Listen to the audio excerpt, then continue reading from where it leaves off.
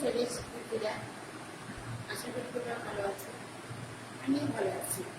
তো শিক্ষার্থীরা, আমরা তোমাদের এই পাঠ্য বই বাঙালি বিশ্ব পরিচয় থেকে এই একাদশ অধ্যায় আমরা পড়েছি, গতদিনেও পড়েছি। তো আজকে আমরা এই অধ্যায় একাদশে বাংলাদেশের সাথে আমাদের প্রতিবেশী কয়েকটি দেশের সাথে যে সম্পর্ক রয়েছে এবং সহযোগিতাপূর্ণ মনোভাব রয়েছে এই সম্পর্কে আমরা জেনেছি। গত ক্লাসে আমরা দেখেছি যে একাদশ অধ্যায়ে এশিয়ার কয়েকটি দেশের সাথে আমাদের বাংলাদেশের বন্ধুত্ব ও সহযোগিতার সম্পর্ক। শিক্ষার্থীরা, আমরা গত ক্লাসে করেছি বাংলাদেশ থেকে ভারত ও চীনের বন্ধুত্ব, এবং এই ভারত এবং চীন বাংলাদেশের সাথে যে কত সুমধুর সম্পর্ক আছে, অর্থনৈতিক সম্পর্ক, ব্যবসা বাণিজ্যের সম্পর্ক, এই সম্পর্কে আমরা জেনেছি। তো শিক্ষার্থীরা, আজকে আমরা জানবো আমাদের বাংলাদেশের সঙ্গে জাপান এই দেশটির সাথে আমাদের বাংলাদেশের সম্পর্ক কেমন, এবং এই জাপান সম্পর্কে আমরা জানবো। শিক্ষার্থীরা, আজকে আমাদের পাঠের শিরোনাম হলো, তোমরা দেখো যে বাংলাদেশের সঙ্গে জাপানের বন্ধুত্ব ও সহযোগিতার সম্পর্ক। শিক্ষার্থীরা, আজকে পাঠের শিরোনাম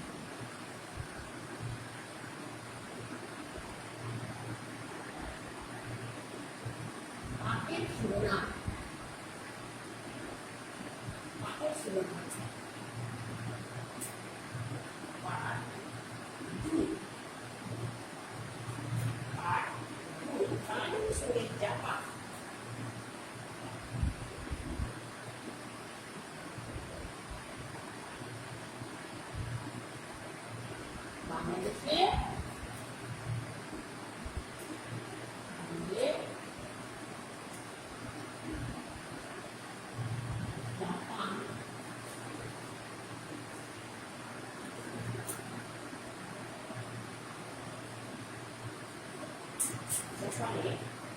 বন্ধুত্ব ও সহযোগিতা সম্পর্ক।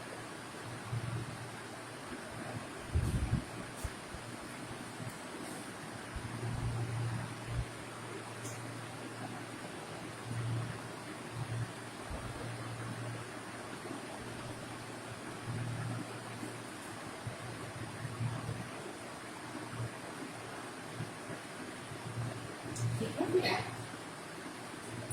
দেখো যে এশিয়ার কয়েকটি দেশের সাথে আমাদের দেশের কয়েকটি দেশের সম্পর্কের কথা আমরা জেনেছি। তো আজকে আমরা জানবো যে এশিয়ার কয়েকটি দেশের মধ্যে দেখো যে আজকের পাঠের শিরোনাম হলো পার্ট 2, বাংলাদেশের সঙ্গে জাপানের বন্ধুত্ব ও সহযোগিতা সম্পর্ক। শিক্ষার্থীরা, তোমরা মনোযোগী হবে এবং শুনবে।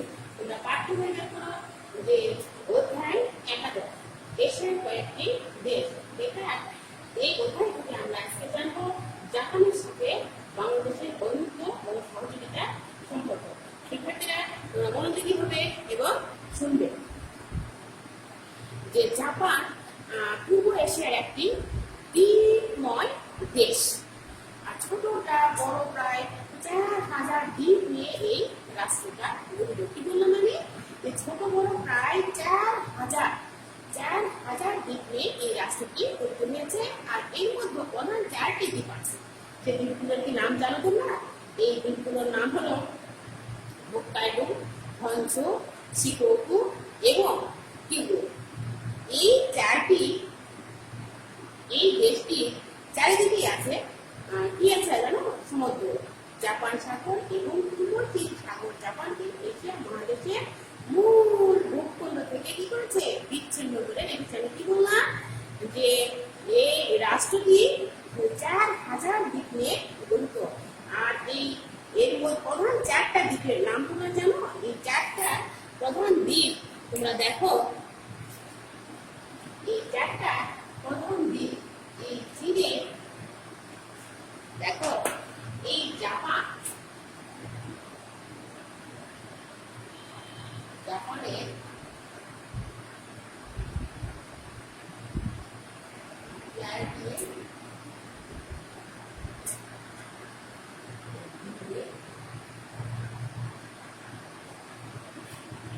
জানো?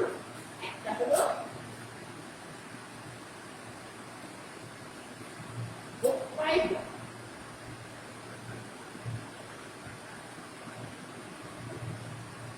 হোক্কাইডো বুঝছো? দুই হলো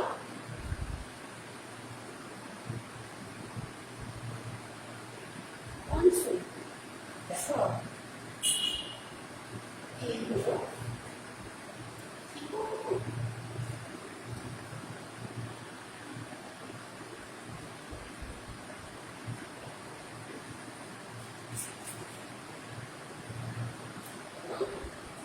জিউসু হলো চার হলো কি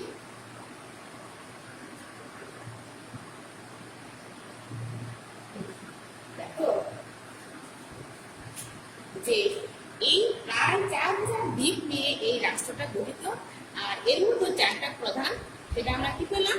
হোক্কাইডো, হনশু, শিকোকু এবং কিউশু। শিক্ষার্থীরা তোমরা দেখো যে আমি কি বললাম, এই পূর্ব এশিয়ার এই দ্বীপময় এই দেশ, দ্বীপময় অনেক দ্বীপ রয়েছে, ছোট বড় প্রায় 4,000 দ্বীপ আছে। আর এর মধ্যে চারটা প্রধান আমরা কি পেয়েছি? হোক্কাইডো, শিকোকু, হনশু এবং কিউশু। এই চারটা দ্বীপগুলো প্রধান এবং খুব বড়। তো শিক্ষার্থীরা তোমরা মনোযোগী হও এবং শোনো যে দেশটির চারিদিকেই আছে সমুদ্র। জাপান সাগর এবং পূর্ব চীন সাগর জাপানকে এশিয়া মহাদেশের মূল ভূখণ্ড থেকে কি করেছে? বিচ্ছিন্ন করে দিয়েছে। এই দেশটির নাম কিংডম। কি বললো মানে? এই দেশটির নাম হলো কিংডম। আর এর স্থানীয় নাম হলো নিহন। কি বললাম আমি? এটা স্থানীয় নাম আছে, নিহন বা নিপন। এই জাপানের রাজধানী কোথায় তোমরা জানো? জাপানের রাজধানী হলো টোকিও। এশিয়া মহাদেশের একেবারে পূর্ব প্রান্তে এই দেশটি অবস্থিত। এশিয়া মহাদেশ, এই এশিয়া মহাদেশ একদম পূর্ব প্রান্তে এই দেশটি রয়েছে। আর একদম পূর্বে, তাই জাপানকে কি বলা হয় জানো? জাপানকে বলা হয় উত্তরের দেশ। আর এই দেশটি দেখো আয়তন সম্পর্কে তোমরা জানতে পারো। তোমার দেশটি দেখো আয়তন হলো 3,87,708 বর্গ কিলোমিটার। শিক্ষার্থীরা তোমরা দেখো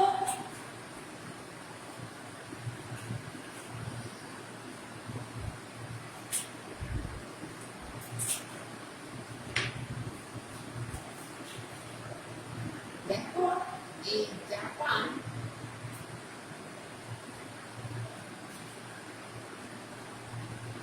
দেশটির আয়তন হলো 3,77,708 বর্গ কিলোমিটার। 708 বর্গ কিলোমিটার। শিক্ষার্থীরা দেখো আমরা জাপান সম্পর্কে জানছি যে জাপান এই দেশটির রাজধানী কোথায় বললাম? টোকিওতে। আর এর আয়তন 3,87,708 বর্গ কিলোমিটার। শিক্ষার্থীরা তোমরা দেখো তোমাদের পাঠ্য বই, এই যে জনসংখ্যা বহুল দেশটি, এই দেশটির লোক সংখ্যা কত জানো? এই দেশটির লোক সংখ্যা হলো 12,62,34,536 জন। কি বললাম আমি?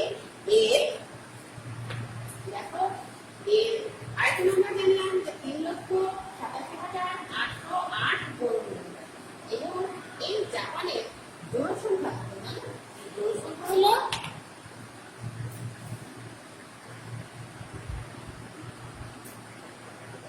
এই জনসংখ্যা দেখো এই জনসংখ্যা হলো 12,62,34,536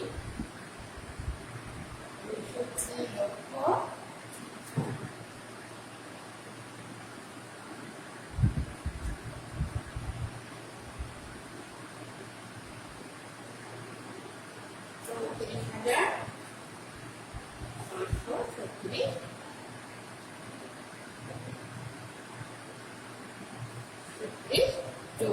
শিক্ষার্থীরা এই জাপানের শতকরা 99% মানুষই জাপানি ভাষায় কথা বলে।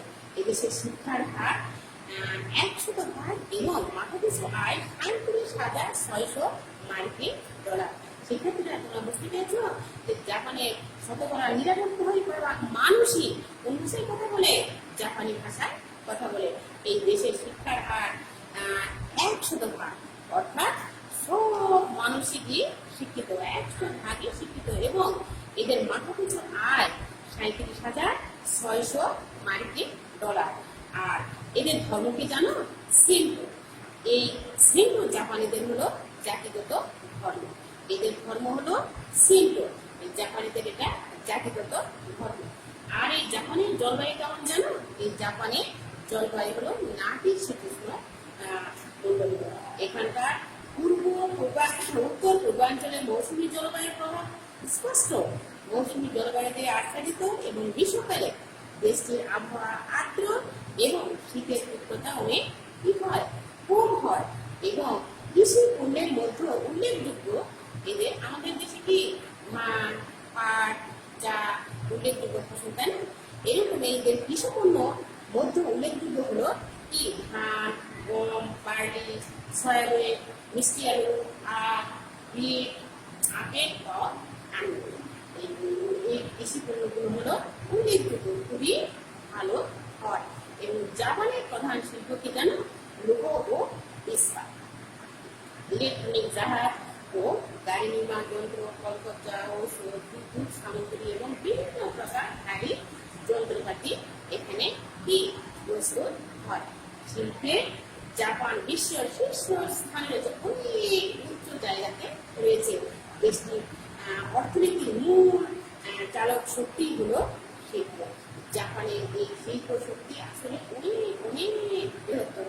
দেশটিতে প্রচুর খনিজ সম্পদ আছে। আর যারা খনিজ সম্পদের অনেক খনিজ সম্পদে সমৃদ্ধ। এর মধ্যে উল্লেখযোগ্য কি জানো? প্রাকৃতিক গ্যাস, কয়লা, লৌহ, ম্যাঙ্গানিজ, পেট্রোলিয়াম, সীসা, সোনা, রূপা প্রভৃতি। এগুলো হলো কি উল্লেখযোগ্য।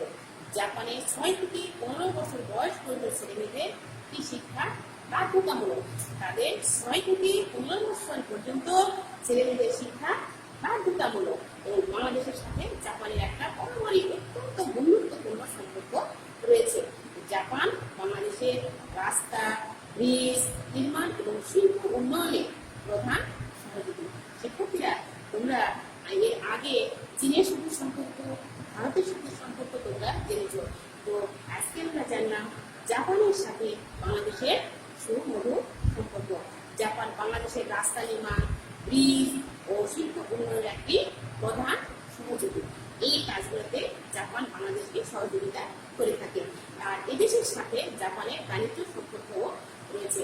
তো শিক্ষার্থীরা তোমরা এই গতদিনে জেনেছিলে যে বাংলাদেশের সাথে ভারতের সম্পর্ক এবং চীনের বন্ধুত্বমূলক সহযোগিতার সম্পর্ক তোমরা দেখেছিলে এবং ক্লাসটা তোমরা করেছ।